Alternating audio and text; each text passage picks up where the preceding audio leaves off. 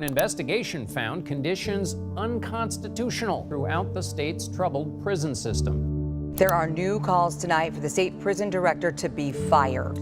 A DOJ investigation confirmed systemic sexual abuse against prisoners for years. The United States lags behind the rest of the Western world when it comes to independent oversight. We need prison oversight because no one knows what's going on in these facilities.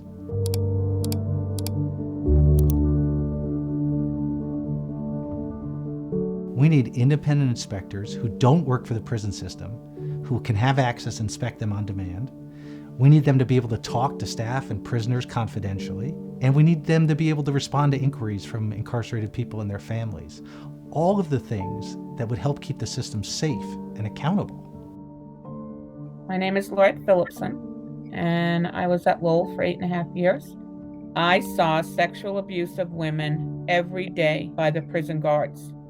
The women had no way to resist, and other officers did nothing.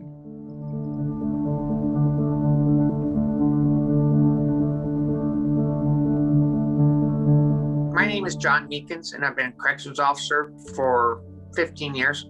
The reason a lot of these abuses occur is because there's an assumption that if they're an inmate, that they're lying. As long as I'm accused of something by an inmate, it's my word against an inmate's word, there's zero credibility as far as the prison's concerned.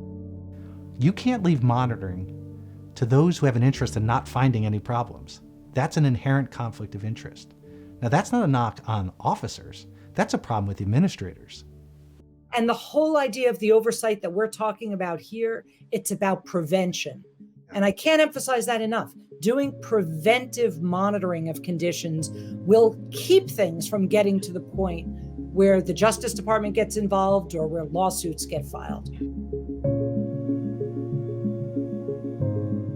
My name is Kesha Jackson, and my husband, John Jackson, passed away in prison. He started going in and out of consciousness. He was banging on the door, saying that he could not breathe. And hours later, he passed away. I did not find out that my husband had passed away until I've seen that the website had been updated to deceased. It is very hard to describe the depth of that pain, to know that no one took responsibility for it. Look at the water on the floor, man.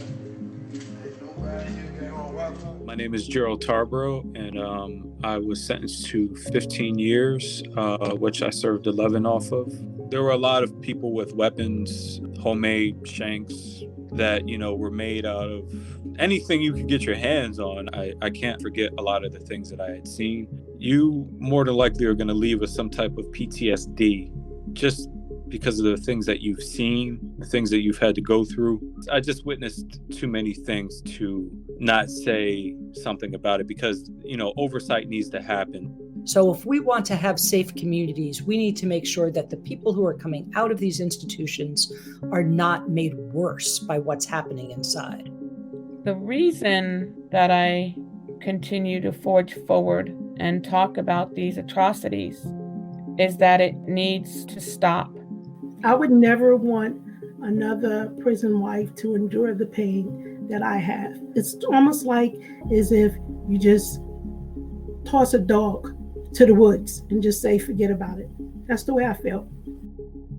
What's happening inside prisons is what's happening in our name. We are responsible for the treatment of people we put inside. When we send people to prison, we're depriving them of their liberty. We don't also need to strip them of their humanity or their dignity.